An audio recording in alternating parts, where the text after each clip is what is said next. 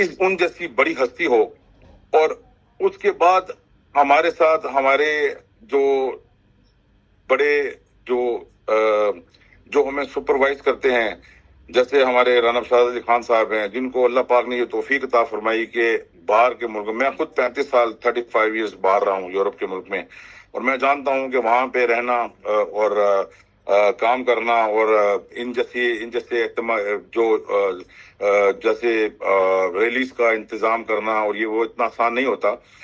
تو وہ کیسے انہوں نے کیا ہوگا، کیسے انہوں نے مینج کیا ہوگا. 30,000 50,000 40,000 لوگ وہ اکٹھے کر لیتے ہیں اور ریلیز نکالتے ہیں، اور اپنی تنظیم کے بارے میں لوگوں کو جو تنظیم کے جو کام ہیں اس کے بارے میں لوگوں کو بتاتے ہیں.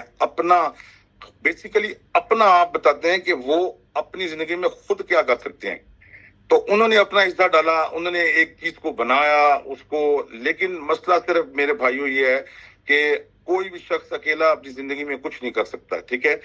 انہوں نے ایک چیز بنائی ہے، ہم اگر سارے مل کر ان کے ساتھ جڑے ہیں تو ہم سب کا کام بنتا ہے کہ اپنی آنےسٹلی ہو کے چلیں. کیونکہ اس میں بات یہ ہے کہ اس میں آپ رانا مشارت علی خان صاحب سے وعدہ نہیں کر رہے ہوتے.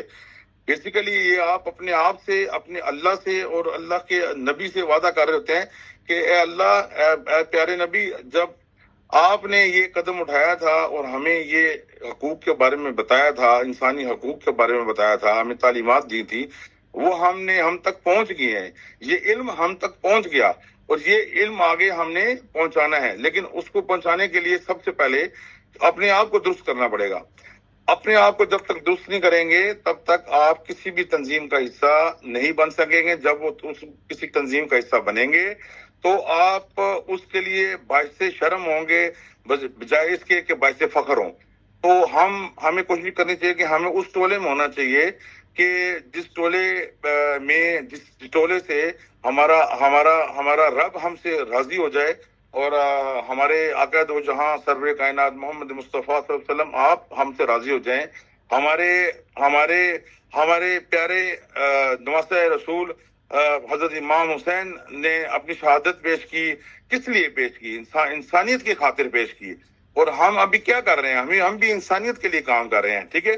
تو اگر ہم اپنی مثالیں دیکھیں، اسلام سے بڑھ کر، ہمارے دین سے بڑھ کر دنیا میں آپ کو کوئی ایسا مذہب نہیں ملے گا جہاں آپ کو بڑی سے بڑی مثالیں ملیں گی، جس میں ہمارے انبیاء کرام، صحابہ کرام، ہمارے اولیاء کرام نے جب اپنی جانوں کے نذرانے پیش کری، اپنی جانیں پیش کی، لوگوں کو تعلیمات دیں، جس میں تعلیم کا مسئلہ ہے، لوگوں کو درس دیا دین کے بارے میں، اخلاقیات کے بارے میں.